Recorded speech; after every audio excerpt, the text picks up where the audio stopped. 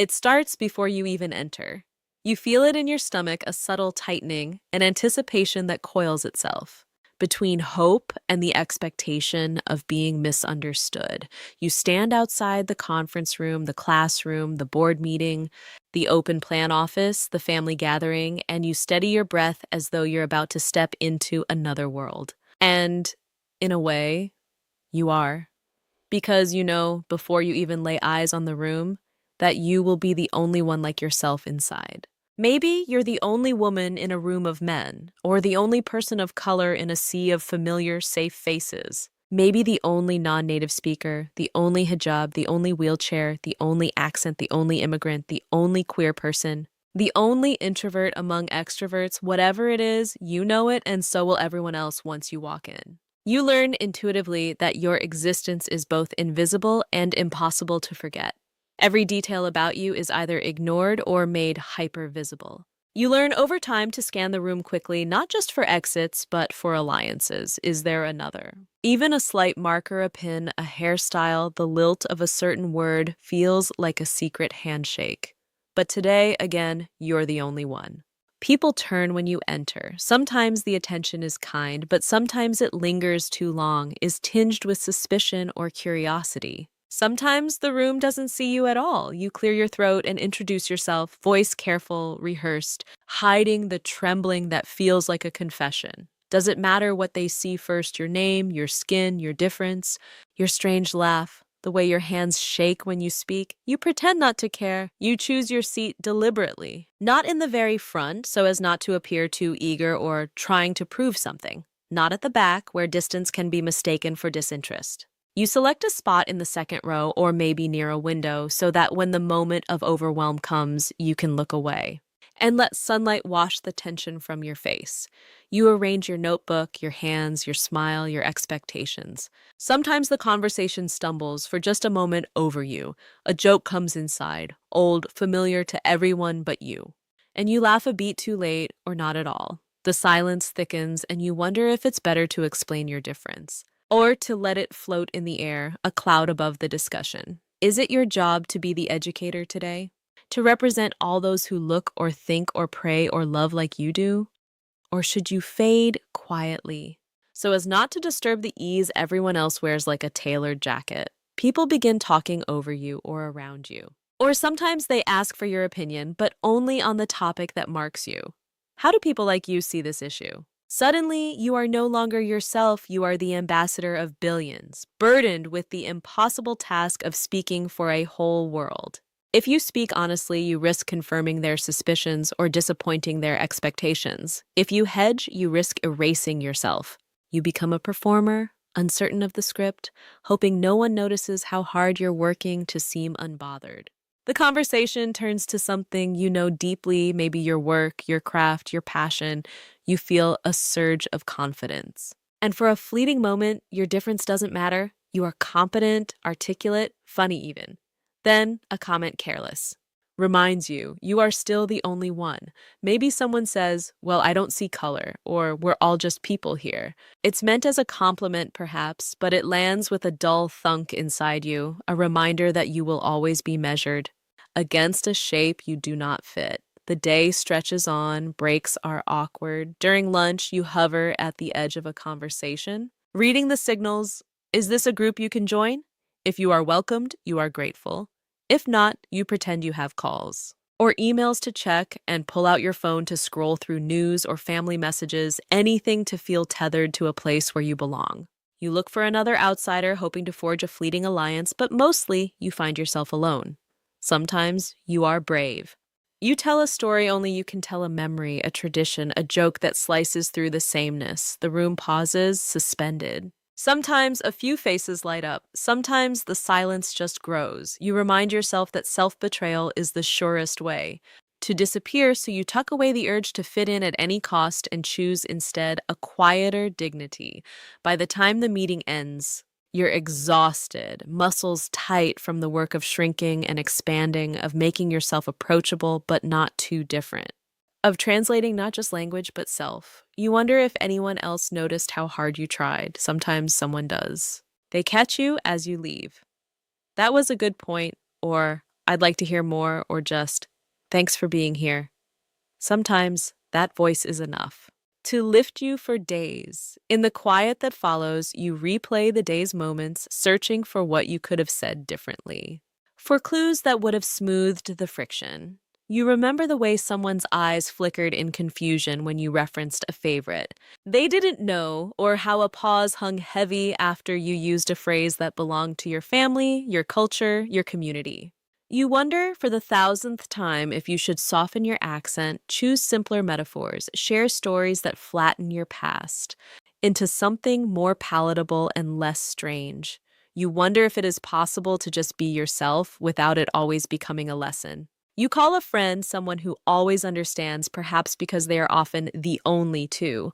You don't have to explain the code. The long silences, the way you laughed along at something that made you feel invisible, the twitch in your shoulders when they said, tell us about your background. Your friend lets you spill your anger, your weariness, your victory at simply surviving. If the friend is close enough, you laugh together, spinning jokes that only make sense to those who have carried the same burdens.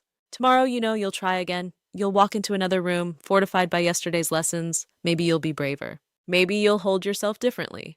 Some days you decide, gently but firmly, that you do not owe the room your silence or your translation. Some days you dive into the discomfort and let your difference stand on its own, a quiet rebellion against the pressure to conform. Most days fall somewhere in between, sometimes forging new connections, sometimes encountering rejection. Always building a stronger sense of who you are and what you will not leave behind at the door. Over time, you learn secret strategies for survival. You memorize the names or faces of those who make space, even unintentionally, the coworker who includes you, the classmate who asks a genuine question and waits for your real answer, the supervisor who recognizes the extra labor. You carry not just your job, but the navigation of being the only. You take mental snapshots of these small moments, letting them fortify you the way kind words from childhood echo long past their first telling. Some days, the sense of being lifts, weightless and surprising. You find yourself lost in work or laughter, surrounded by collaborators who see you, not through the lens of difference, but through shared purpose. In those moments, you are not the only anything. You are simply, fully yourself. Afterwards, you often return to the familiar awareness, but your relief is genuine. You realize it is possible, at least sometimes, to dissolve the sharp boundaries the world draws around identities and become part of something bigger and brighter. Sometimes, your difference is what the room needs most. The room tilts. Maybe there is resistance, maybe for once there is genuine curiosity. You see eyes widen, heads nod. In a meeting dulled by repetition, you say something nobody else has thought to voice a question, a challenge, a new possibility. People scribbling notes in margins they hadn't touched for years. You take a quiet pride in these moments. Not as validation of your worth, but as memory. What it costs to bring something new, what it means to be the first. The one who opens a window in someone else's closed room. But there are days that wound and confuse. There will always be moments when someone's carelessness slices deep, a joke about your name, a question about where you're from, a remark about your clothes or your hair or your faith. The room grows colder or restless with discomfort, as if you are responsible for repairing the harm that was done.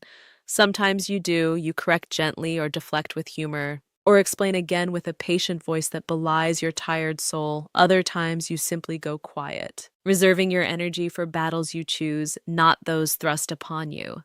The hardest part is the loneliness that lingers, even when the room empties. You walk home past other rooms glowing with people who never have to think about being the only, their laughter leaking into the night, unburdened by double consciousness.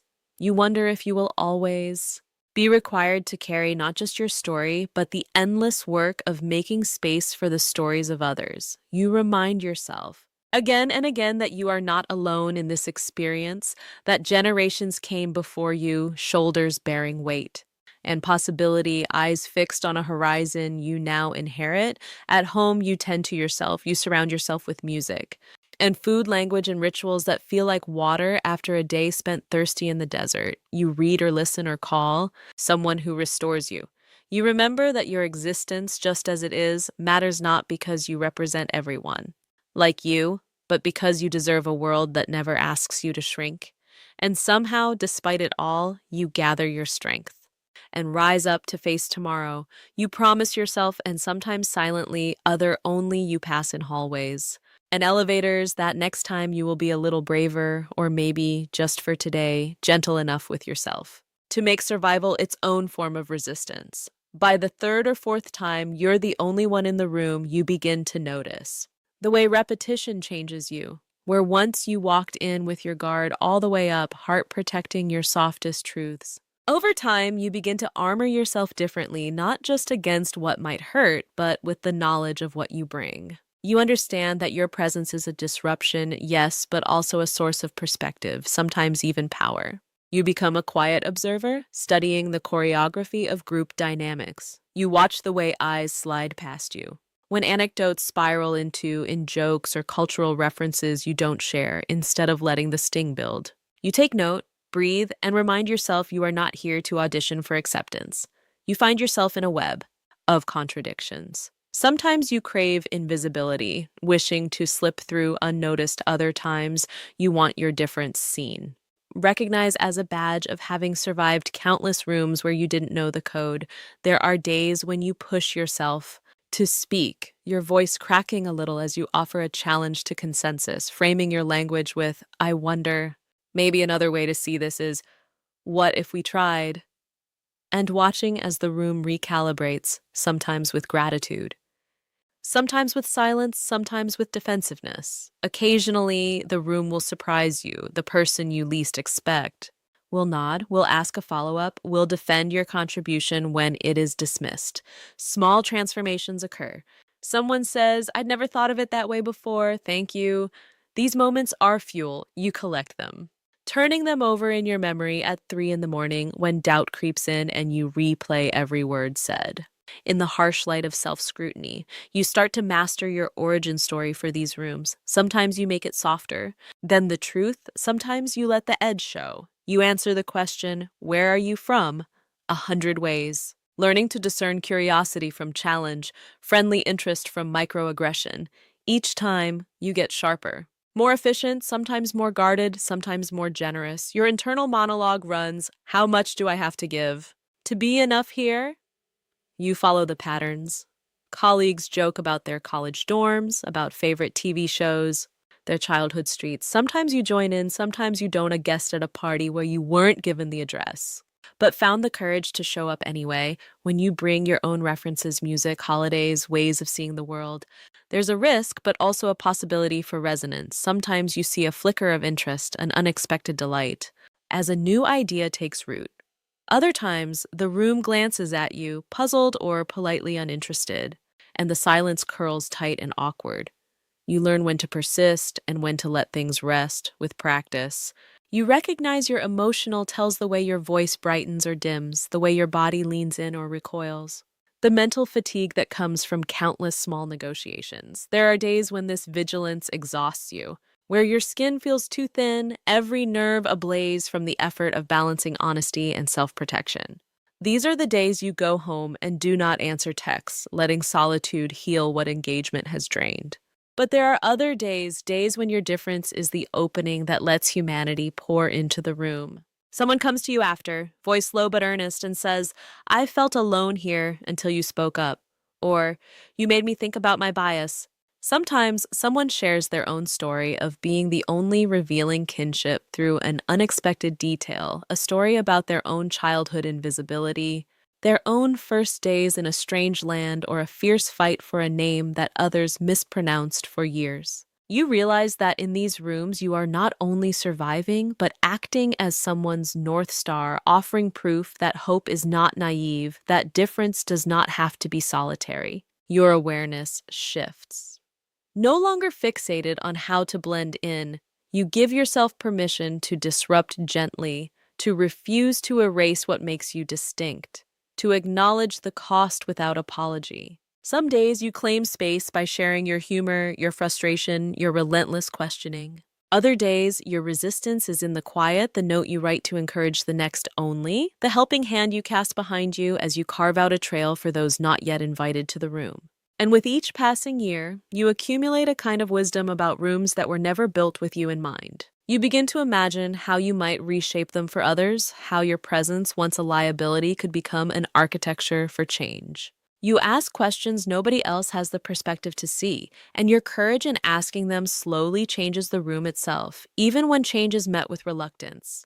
Every so often, a newer only sits across from you and asks the hard questions. How do you do it? How do you keep showing up? You answer as honestly as you can, knowing there is no magic, only the daily work of persistence, the everyday bravery of refusing disappearance. The years bring a new relationship to rooms and to yourself. You realize that being I'm the only is a shapeshifter. Sometimes it is your heritage or your accent or your scars. Other times it's your politics, your spirituality, your introversion, your neurodivergence, your single parenthood, or your history of survival. Sometimes you are the only one who cares deeply about justice or dares to be vulnerable or admits to not knowing the answer. Each new room asks you to decide, will I hide the difference, or will I allow it cautiously, bravely, to transform the space just by existing? You watch the world and your own circles slowly recalibrate. In some places, your presence gradually shifts the balance. Coworkers correct their language or take notice of holidays they overlooked. A circle of friends expands to include traditions you bring. Sometimes new policies emerge, shaped partly by the ways you have politely but persistently surfaced uncomfortable truths. At first, the credit never comes your way. The change is described as progress or as inevitable. But you know, in the secret tally kept by only everywhere, that seeds grow in the cracks of rooms where you refuse to shrink. One evening, at a conference after party, someone you once admired admits their own loneliness. You always look so composed, they say, a little odd, like nothing rattles you. You laugh, surprised by their assumption. You let them see the armor, the stories behind your silences, the pain and pride wrapped into every answer you give. They thank you for making space, and in that moment, you feel the room itself shift fractionally, a little wider, a little softer. There are, of course, setbacks. The careless comment that erases months of gained ground. The new manager who ignores your insight, then repeats it later as their own. The retreat invitation that arrives too late or not at all. These injustices sting, and sometimes you rage alone, fists clenched in the quiet of your kitchen, voice hoarse from arguments rehearsed in the safety of empty rooms. But you recover, faster each time, learning not just to persevere, but to replenish a skill as hard-won as any. Friendship for Only becomes both lifeline and legend. The clandestine group chat, the stolen after-lunch debrief, the group texts sent beneath tables all become zones of honesty. These are rooms where you are unfiltered, where anger and joy and exhaustion can all show their real faces. You come to treasure these spaces, honoring them by sending out what strength you have. Recommendations, encouragement, warnings about landmines in the professional landscape. These friendships are more political than most people will ever understand. And then sometimes you change the room more boldly. You advocate for a new hiring practice, reach out to invite someone else you see lingering at the edges, or establish a tradition in the workplace that brings new voices to the front. Your suggestion to start a book club, celebrate an overlooked holiday, or push for translation at community events is met first with confusion, then with gratitude. You see, sometimes that things do change, not as fast as you wish, but as long as you keep pressing. As you become more visible, your difference sometimes becomes power. People seek you out for panels, for leadership, for mentoring. It's validating, though it also brings new burdens. Invisibility replaced by hypervisibility, the pressure of being known as the inspirational one or the voice of inclusion, rather than being known for what you love or what you do well. You learn to negotiate this, declining when you need to, training others to step into the light so that the work is not yours alone. You realize you are not the only everywhere anymore. In the rooms you have gently, determinedly reshaped, you find yourself joined by allies and newcomers, some who tell you privately, I wouldn't have tried this if you hadn't been here first.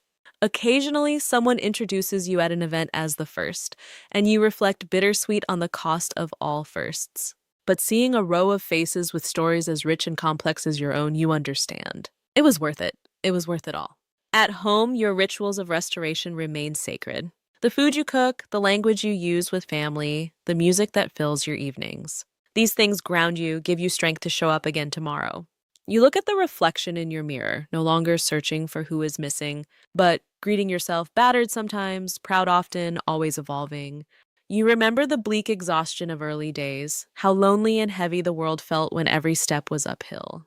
You make a silent vow as you slip into sleep that you will keep the door open behind you, that you will not become complacent, that you will honor those who came before, by continuing the slow, beautiful, necessary work of making more room for those who are still waiting in the hallway. Looking back, you see all of your only experiences linked by invisible thread. Each room a lesson about others, yes, but more deeply about yourself.